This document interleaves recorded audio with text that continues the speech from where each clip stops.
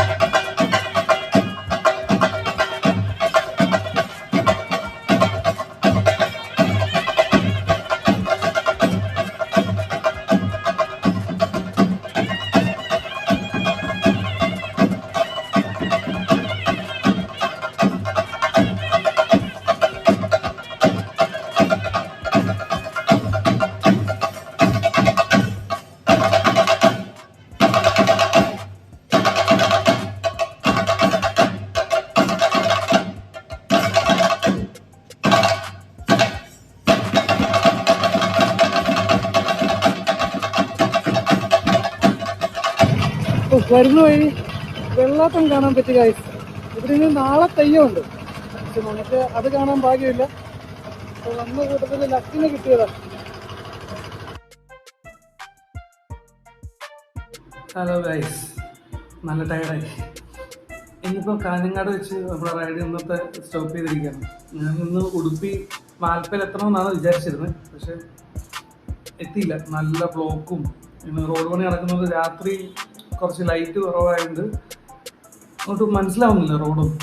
അപ്പം ഞാൻ റിസ്ക് എടുത്ത് അവിടെ ഓടി എത്താൻ നിൽക്കണ്ട, ഇനി നാളെ രാവിലെ നേരത്തെ സ്റ്റാർട്ട് ചെയ്യാമെന്നാണ് പ്ലാൻ എണ്ണീറ്റാൻ. അപ്പം ഇന്നത്തെ റൈഡ് ഇത്രയേ ഉള്ളൂ. ഇപ്പം നമുക്ക് ബാക്കി കാഴ്ചകളായിട്ട് നാളെ കാണാം. Okay, by.